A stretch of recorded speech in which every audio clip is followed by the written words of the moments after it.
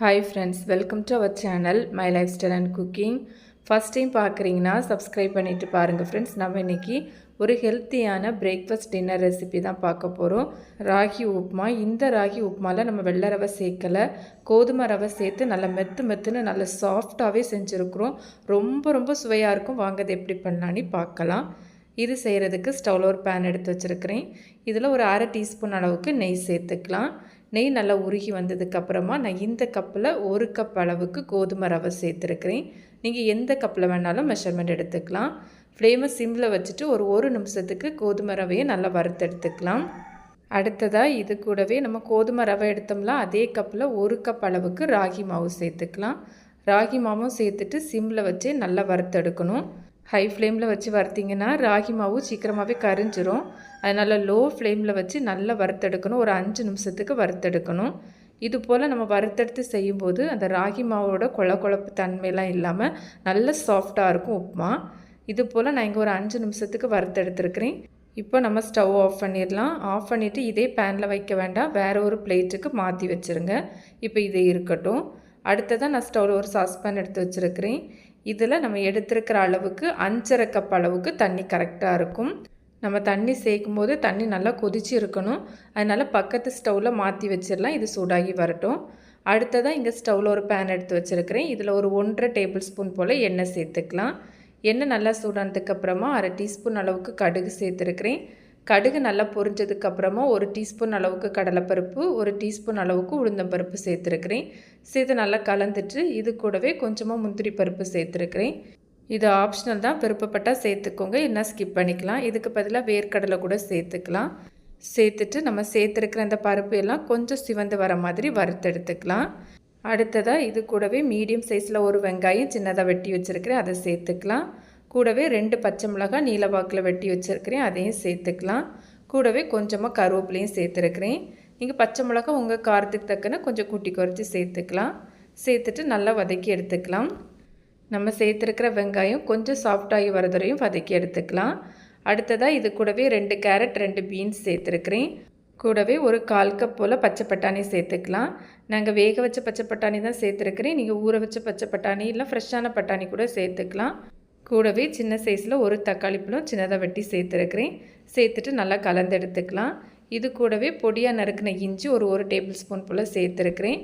இஞ்சி நீங்கள் வெங்காயம் வதங்குற டைம்லேயே சேர்த்துக்கலாம். நான் மிஸ் பண்ணனால இந்த டைமில் சேர்த்துருக்கிறேன். சேர்த்துட்டு எல்லாத்தையும் நம்ம நல்லா வதக்கி எடுத்துக்கலாம். கூடவே கொஞ்சமாக உப்பு சேர்த்து நம்ம வதக்கி எடுக்கும்போது நம்ம சேர்த்துருக்கிற அந்த வெஜிடபிள்லாம் சீக்கிரமாகவே வதங்கி வந்துடும்.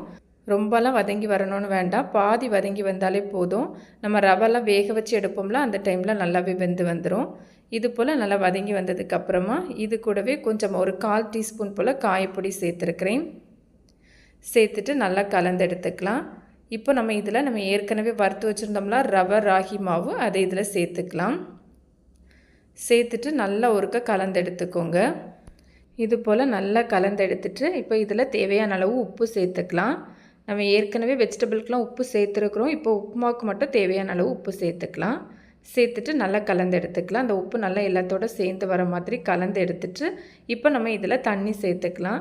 நம்ம ஏற்கனவே தண்ணி கொதிக்க வச்சுருந்தோம்ல, அது இப்போ நல்லா கொதித்து வந்துட்டு தண்ணி முழுவதும் சேர்க்காமல் முதல்ல ஒரு பாதி அளவு சேர்த்துட்டு நல்லா கலந்துட்டு திரும்ப மீதி இருக்கிற பாதியை சேர்த்துக்கலாம். சேர்த்துட்டு கட்டி எதுவும் இல்லாமல் நல்லா கலந்து எடுத்துக்கலாம். இது போல் நல்லா கலந்து எடுத்ததுக்கப்புறமா நமக்கு இது ஒரு கொதி வரட்டும். நல்ல ஒரு கொதி வந்ததுக்கப்புறமா நம்ம இதை மூடி வச்சு வேக வச்சு எடுத்துக்கலாம். தண்ணிலாம் கொஞ்சம் வற்றி நல்லா திக்காகி வரணும், அப்படியே விட்டுறக்கூடாது. அடிக்கடி திறந்து விட்டு கலந்து எடுத்துக்கோங்க. இப்போ உங்களுக்கு பார்த்தாலே தெரியும், அந்த தண்ணியெல்லாம் நல்லா வற்றி வந்துட்டு அதுபோல் நம்ம சேர்த்துருந்த ரவை, கோதுமை ரவை, ராகி மாவெல்லாம் நல்லாவே வெந்து வந்துட்டு இதை நல்லா ஒருக்க கலந்து எடுத்துட்டு இதில் கடைசியாக ஒரு கைப்பிடி போல் மல்லி இலை சேர்த்துக்கலாம். கூடவே ஒரு அரை டீஸ்பூன் போல் நெய் சேர்த்துருக்கிறேன். நெய் ஆப்ஷனல் தான், உங்களுக்கு நெய் விருப்பம் இல்லைன்னா நீங்கள் ஸ்கிப் பண்ணிக்கலாம். சேர்த்துட்டு நல்லா கலந்து எடுத்துட்டு இப்போ நம்ம திரும்பவும் இதை மூடி வச்சு ஒரு 2 நிமிஷத்துக்கு மட்டும் வச்சிடலாம். அப்படியே விட்டுற வேண்டாம். ஒரு நிமிஷத்துக்கு அப்புறமா ஒருக்கா கூட கலந்து எடுத்துக்கோங்க. இங்கே நான் வச்சு ஒரு 2 நிமிஷத்துக்கிட்ட ஆயிட்டு நமக்கு உப்புமாலாம் நல்லா பர்ஃபெக்டாக ரெடியாகி வந்துட்டு உங்களுக்கு பார்த்தாலே தெரியும். இதை நல்லா ஒருக்கா இது போல் கலந்துட்டு ஸ்டவ் ஆஃப் பண்ணிவிட்டு நம்ம இதை மூடி வச்சிடலாம். நான் இங்கே ஒரு 4 நிமிஷம் மட்டும் வச்சுட்டு எடுத்து காமிச்சிருக்கேன். உங்களுக்கு பார்த்தாலே தெரியும் இப்போ உப்புமா எந்த அளவு பர்ஃபெக்டாக இருக்குதுன்னு. நல்ல சாஃப்டாக அந்த கரண்டிலலாம் ஒட்டாமல் நல்ல சூப்பராக இருக்கும். இது போல் நீங்கள் ட்ரை பண்ணி பாருங்கள். இனி உப்புமா செஞ்சாலே இந்த மெத்தடில் தான் செய்வீங்க.